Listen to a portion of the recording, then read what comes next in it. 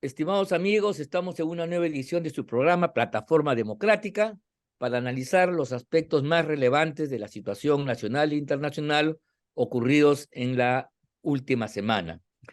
Este es un canal que se transmite por VES TV de VES Cable, el canal VHTV de Cable Más, por Win Cable y Conectados Perú, y además de las redes sociales de la Coordinadora Republicana y el portal La Abeja. Soy Ángel Delgado y en compañía de Víctor Andrés García Belaúnde y Juan Cheput vamos a desarrollar las incidencias y comentarios ocurridos en la última semana. En primer lugar, saludándolos a todos ustedes, señalar que esta semana sí ha sido pródiga en asuntos que han remecido a la opinión pública y al país entero. Tenemos en primer lugar la crisis de la Fiscalía que inaugura la semana, que la vamos a tratar de inmediato, y en un segundo momento el auto dictado por el nuevo Tribunal Constitucional que abre una perspectiva para ratificar el indulto a Fujimori y por lo tanto ponerlo en libertad. Empecemos por lo primero. Yo quisiera establecer algunas coordenadas y decir en primer lugar que lo que está pasando, lamentablemente, es una crisis en una institución como es el Ministerio Público, que debería estar ajena a las contiendas de la vida política, de sus incidencias y problemas, porque justamente esa es su naturaleza en el Estado democrático. La Constitución establece ámbitos donde la política prima y se desarrolla: el Parlamento, el gobierno, quizás los gobiernos municipales, las regiones, la opinión pública, por cierto.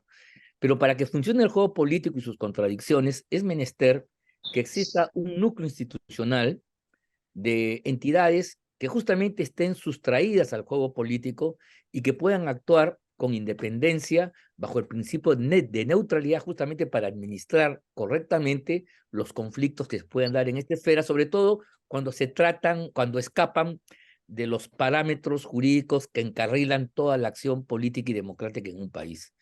Pero en los últimos tiempos de la época de Vizcarra, principalmente, el caviaraje y determinadas posiciones ideológicas y políticas han pervertido a estas instituciones, al Ministerio Público y también al Poder Judicial, y las han convertido en un escenario donde el juego político y la lucha por el poder se ejecuta. Y más aún, desde el Ministerio Público y desde el Poder Judicial, hemos visto actuaciones que impiden, por ejemplo, la marcha normal del Parlamento, impidiendo que elijan a los representantes que deben ser elegidos por este órgano, impidiendo lo que cumplan su labor de expedir leyes y, por cierto, o hacer una persecución de tipo judicial, ¿no?, de contradicciones que básicamente se generan en el ámbito político. Entonces, esta degeneración de instituciones, repito, que en el sistema democrático, como en un partido de fútbol, cumple un rol arbitral, creo que está expresando, marca la naturaleza atípica, porque la verdad la crisis política no debería producirse en las instancias judiciales, ni en el Ministerio Público, ni siquiera en la policía que está cercana a estos organismos. Pero es lo que ha pasado, y por eso yo quisiera, con este marco, pedirles a ustedes sus opiniones sobre lo ocurrido con las imputaciones que se le está haciendo a la actual fiscal de la Nación, Patricia Benavides. Empezamos por ti, Víctor Andrés, ¿cómo estás? Tu ¿Qué opinión. tal? ¿Qué tal? Buenos días. Bueno, tú has hecho un resumen exacto y habría poco que añadir. Yo diría lo siguiente. eh, Hay una guerra de tronos, no de trones, sino de tronos.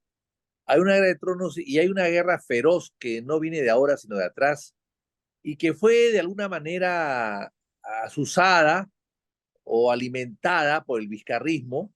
Hay que Sí, recordar que Vizcarra llega al poder con 48 juicios y que los juicios, muchos de ellos los pudo detener antes de llegar, inclusive entró a la política y se hizo afín a Kuczynski y convenció a Susanita de la Puente, etcétera, para ser vicepresidente con el ánimo de poder, desde el poder, manejar sus juicios, porque de eso se trataba.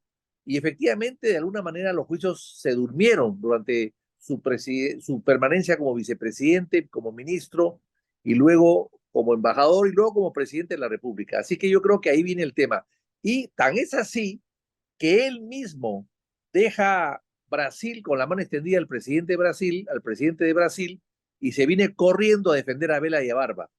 Entonces, ahí se ve una intromisión clarísima en el Ministerio Público y en el Poder Judicial, en la justicia en el Perú, de parte del Ejecutivo, algo que no se veía antes. Yo no he visto, Velasco se metió con el Poder Judicial y sacó a todos de un plumazo, un decreto el 24 de diciembre del año 69 y sacó a toda la Suprema completita.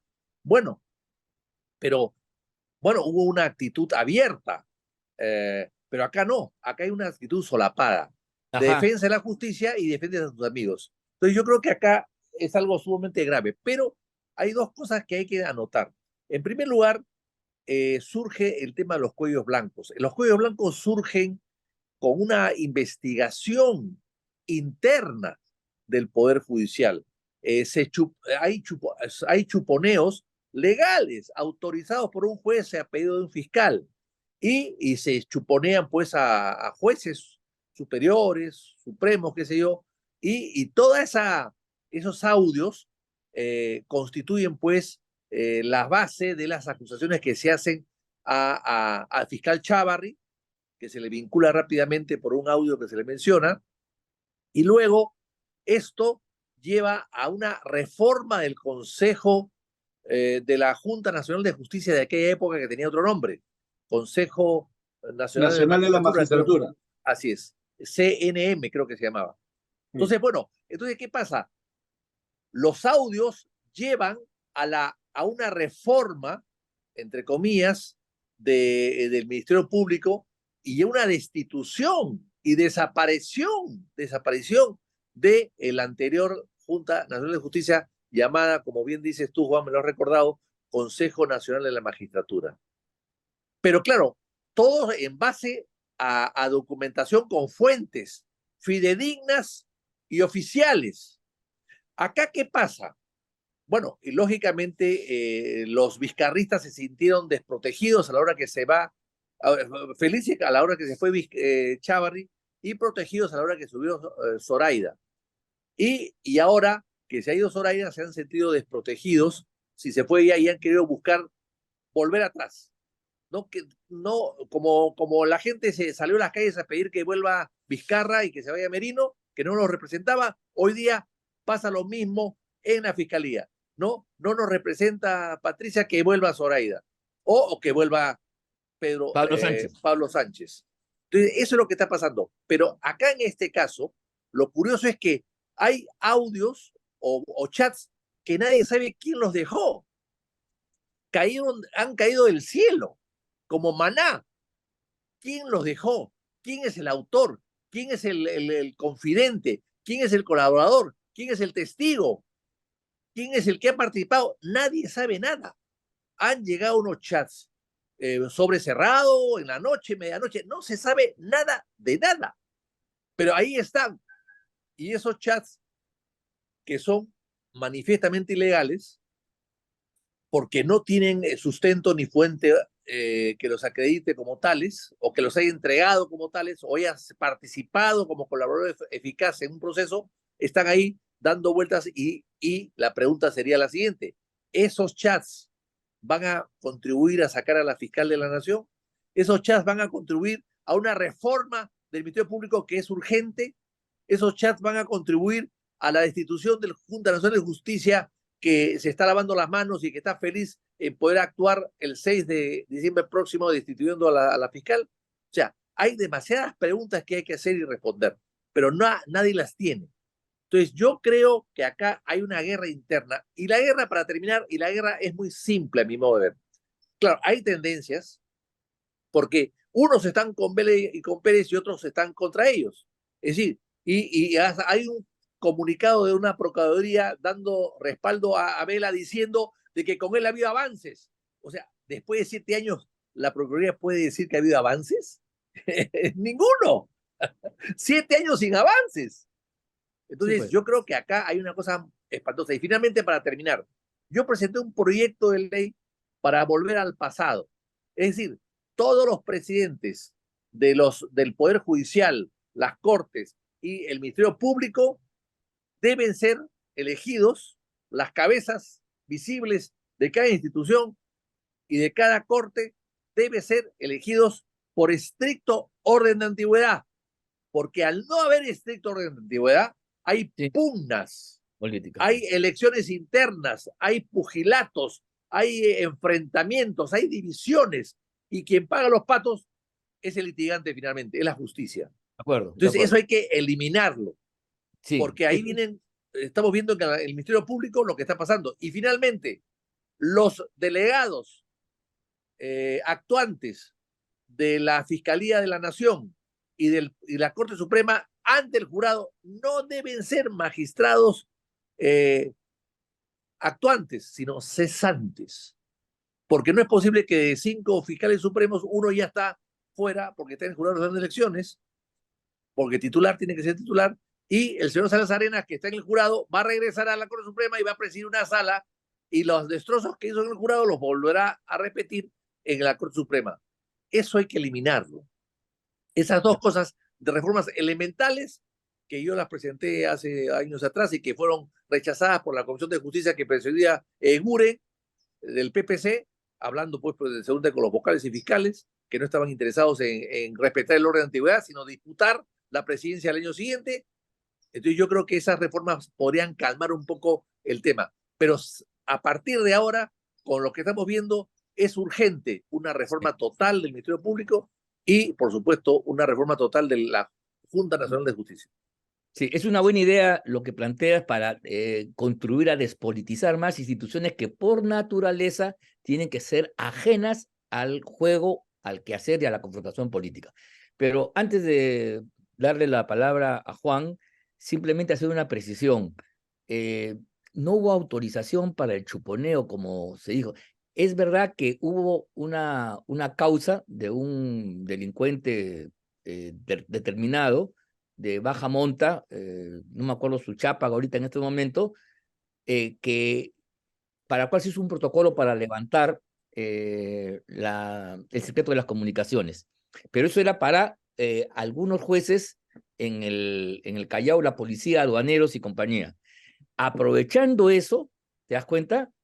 Extendieron el chuponeo a fiscales y jueces supremos, ¿no? Y a los miembros del antiguo Consejo de la Magistratura, que no podían ser objeto de ese tipo de chuponeo, primero porque no era específico, pero que además, de acuerdo al Código Procesal, tienen un procedimiento más complejo, más agravado, cuando se trata de levantar ese secreto de las comunicaciones. Entonces, es como si mañana se dice, vamos a intervenir la casa de Víctor Andrés, y con ese pretexto intervienen toda la cuadra, más o menos. Eso fue lo que pasó, pero, en fin, esas son las cosas que habrá que algún día escribirlas y contar la historia, porque eso se parece demasiado, a mi juicio, a lo que está sucediendo ahora. Juan, te he quitado un Tranquilo. poco de tu tiempo, sí, No, perdón. tranquilo.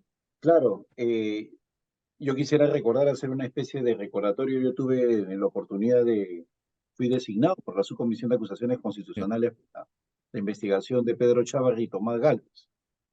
Y entonces, en el origen de los chuponeos está lo que tú señalas, Ángel, el chuponeo a Caracol, A Caracol era, claro, que era del a barrio Caracol y King, los, claro, del barrio King del Callao.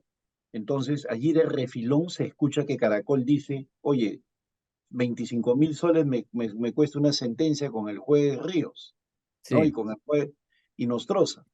No te preocupes, yo hablo con los contactos. Y allí es que empiezan a chuponear a los jueces como consecuencia de esa interceptación que le hacen a Caracol. Pero ahí se requería un Pero, procedimiento especial, ¿ah? Para hacer ese salto, al que tiene fueros no se le chuponea por extensión. Pero en fin, sucedió, ya, ahí Pero, pero está. te pero, digo, te digo el perdón, origen, ¿no? una interrupción a los dos. Creo que esa autorización también se dio, ¿ah? Cuidado, creo que No, también no, se dio, no, hay que no, no, no, revisarlo. no. No, ese Ya. fue uno de los argumentos, pero que nadie hacía caso en esa época. Bueno, pero la De cosa es que acuerdo. empieza así, ¿no? Y bueno, lo que hay ahorita es un despelote completo, ¿no? Un despelote en el cual se nota que no hay autoridad y un papel del Congreso realmente penoso, Sí, porque el Congreso es el principal protagonista en estos momentos como consecuencia de tener pues a 80 parlamentarios investigados. Un Congreso que tiene 80 parlamentarios investigados, hoy día puede ser Patricia Benavides, mañana puede ser Perico de los Palotes, igual va a depender del sistema de justicia porque va a ser absolutamente vulnerable. Ese es el asunto de fondo. Nosotros no podemos entrar en el terreno de señalar que solamente se requiere una reforma de la Fiscalía. Yo creo que eso es fundamental, como acaba de decir Víctor Andrés, de todas maneras. Pero el problema sustantivo está en que teniendo un Congreso altamente vulnerable, porque tiene 80 personas investigadas y como 40 más acusados de ser mochasueldos, pues obviamente van a agachar la cabeza ante cualquier situación que suceda en el Ministerio Público. ¿Qué hubiera pasado en un Congreso en condiciones normales? Ya se hubiera llamado a la fiscal y se le hubiera dicho en sesión reservada, señora, ponga orden en casa. No se hubiera permitido de que esté Barba y Vela, cada uno insultando a la fiscal a su antojo. Y se hubiera llamado inclusive individualmente a Pablo Sánchez y al magistrado Villena, para decirle, Villarán, perdón, para decirles de que se calmen, ¿no? De que laven los trapitos en casa. Pero este Congreso no tiene autoridad moral para hacer eso, porque este Congreso es parte del problema, desde el momento que es absolutamente vulnerable. Hoy es chantajeado por un grupo, mañana es chantajeado, extorsionado por otro grupo. Entonces, y eso lo saben los que están peleando por la pugna en el poder. Imaginen, y acuérdense lo que les digo, supongamos de que cambia la cabeza de la fiscalía por un caviar. El caviar va a sacar las leyes que quiera en este Congreso a su medida porque los va a tener arrodillados. Y eso sí, saben meter preso a este tipo de gente, ¿no? Entonces, con un Congreso de estas características, yo sigo pensando lo mismo que hablo hace 2 años. Acá no hay otro adelanto de elecciones. Porque el deterioro institucional es por la calidad del elenco que tenemos en la cabeza de la pirámide. Una presidenta inepta, un premier como Alberto Tarola que cada vez da más pena, ¿no? Hoy día César Hildebrand lo trata de estadista de bolsillo, ¿no? Un tipo que nunca dio la talla. Tenemos un Congreso absolutamente devaluado y todos los organismos del Estado, del sistema de justicia, el Ministerio Público, están en una situación de deterioro. Acá ni siquiera el Tribunal Constitucional se le hace caso. ¿Por qué? Porque no tiene autoridad moral un Congreso, que lamentablemente jamás vimos que podríamos llegar a tener tantos investigables en un solo parlamento, ¿no? Sí, pues es verdad lo que dices. Ese desprestigio arrastra todo y malea, da una atmósfera hedionda, en verdad, hedionda. Ahora, sí, pues efectivamente, yo creo que el Congreso ni siquiera ha tenido la entereza y dignidad de salir al frente. ¿Cómo tú puedes permitir, tú congresista, ustedes dos que han sido congresistas, que se haga una imputación a una fiscal, a la Patricia Benavides, de que te ha manipulado? O sea, el nombramiento de Josué Gutiérrez, la salida de la señora Ábalos y este procesamiento de la Junta es una manipulación tenebrosa desde la Fiscalía y de la señora Patricia Benavides. El Congreso está pintado, son como monigotes que juegan con cada uno de ellos. En fin, este es un asunto que vamos a tener que revisarlo y verlo ya mucho más adelante, pero yo no quería dejar pasar la oportunidad de que demos una opinión sobre el tema del indulto a Alberto Fujimori, haciendo la siguiente recordación nomás, ¿no?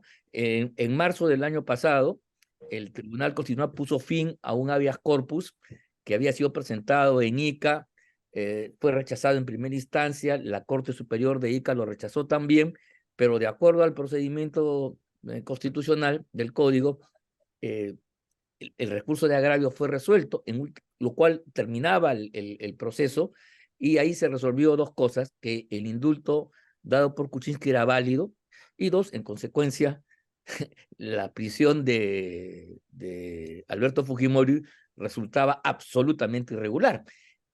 Esa sentencia era un mandato, y el gobierno de Castillo se zurró, la hizo larga y esperó entonces que la Corte diera una medida cautelar diciendo más o menos, no hagan nada hasta que yo me pronuncie. Mira, del año 22 hasta la fecha no han dicho nada la Corte Interamericana. Mira todos esos comportamientos.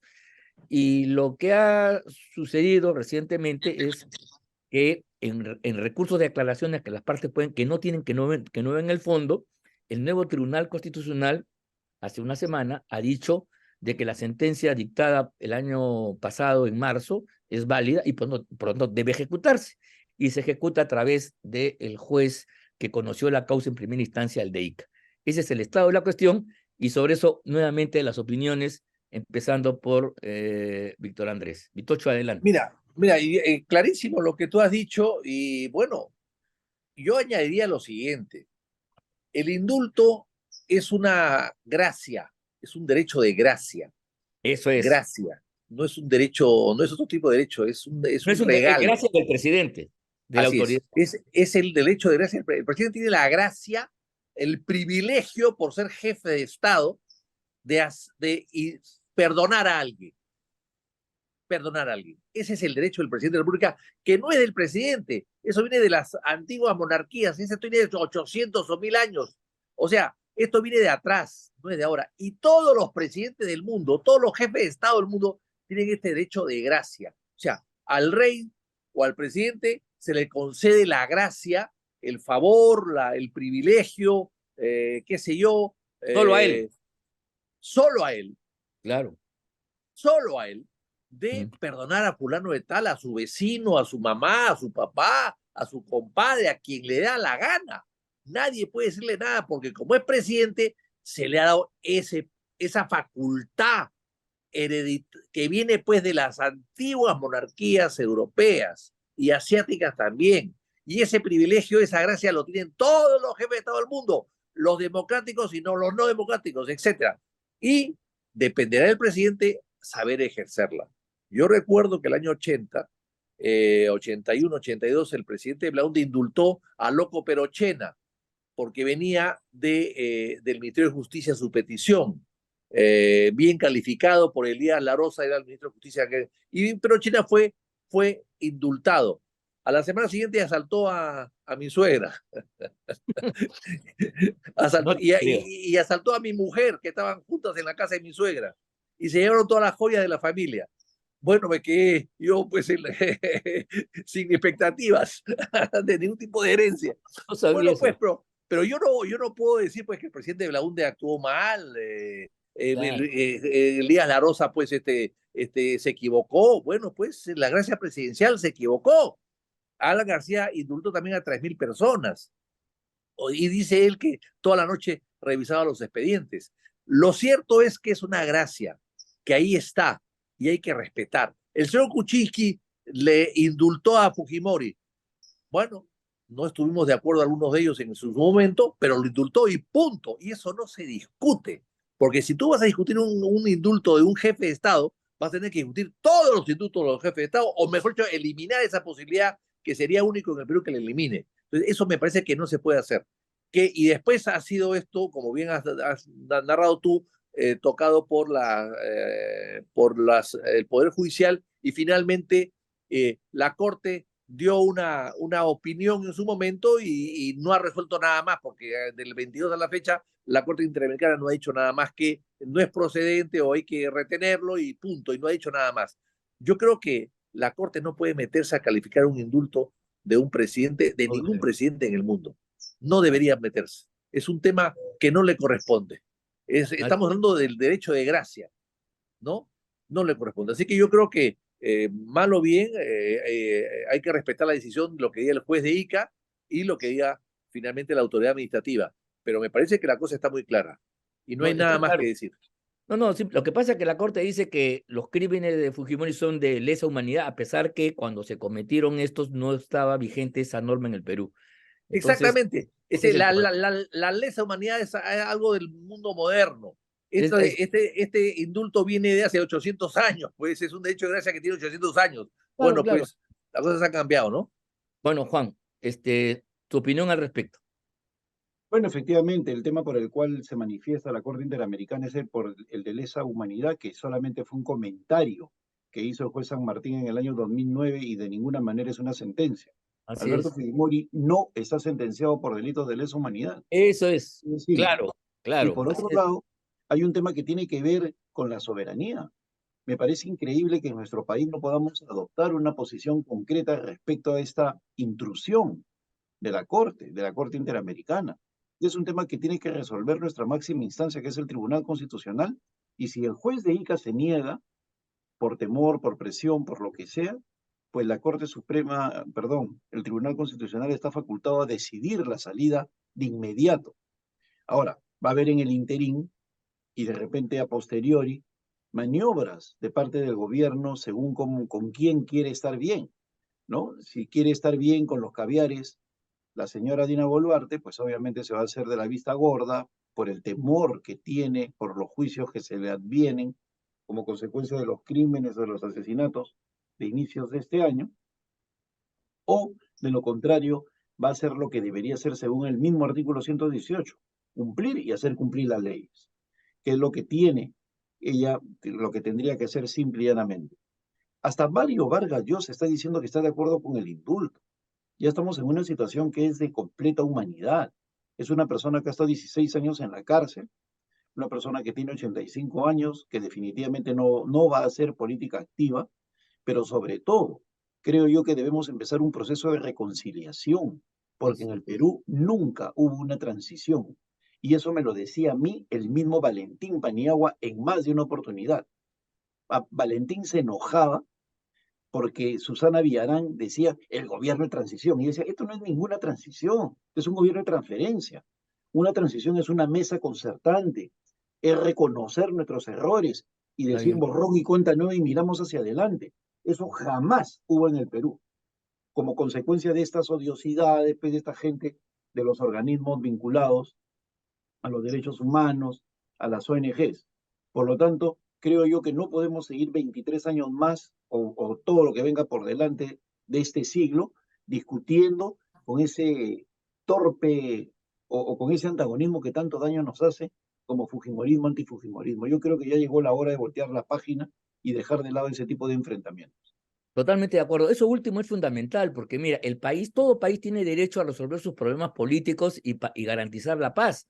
Entonces, si el tema Fujimori es un incordio permanente, entonces nunca en el Perú va a haber la suficiente tranquilidad y el sosiego, y entonces vamos a estar en una pugna como la que hemos estado ya casi 30 años. Y eso es inadmisible para la vida republicana y la paz social que todos requerimos. Entonces, es un Además, derecho Ángel, del nosotros lo Estado. combatimos en el año 95 cuando Por era eso, claro. poderosísimo. No, y Fujimori, por cierto, ha estado preso, y el indulto inclusive no le va a quitar esa característica de ser culpable, Cuidado. Ahora, Eso es Sí, ahora así son, es. ahora perdón, son antifujimoristas los que en sí, el siglo pasado chambeaban con él.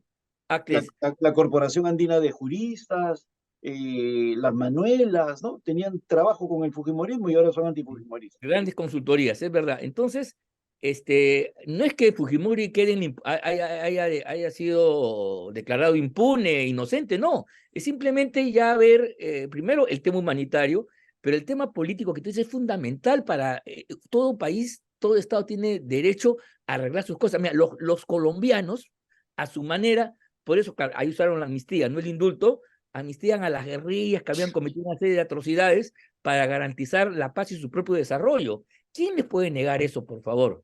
¿Y quién sabe eso sino cada país y sus ciudadanos? Pero aquí nos pretenden desde La afuera amnistía dictar. exige una ley, ¿no?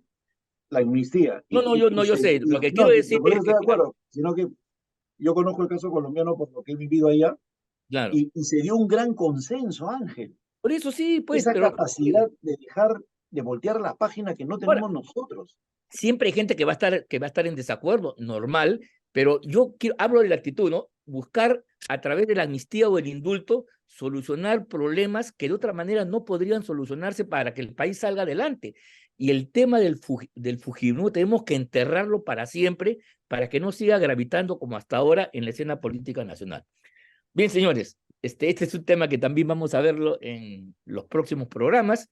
Hemos llegado al final, les agradecemos a todos ustedes su amabilidad y nuestro reconocimiento por seguirnos semana a semana en su programa Plataforma Democrática. Nos vemos entonces hasta la próxima semana.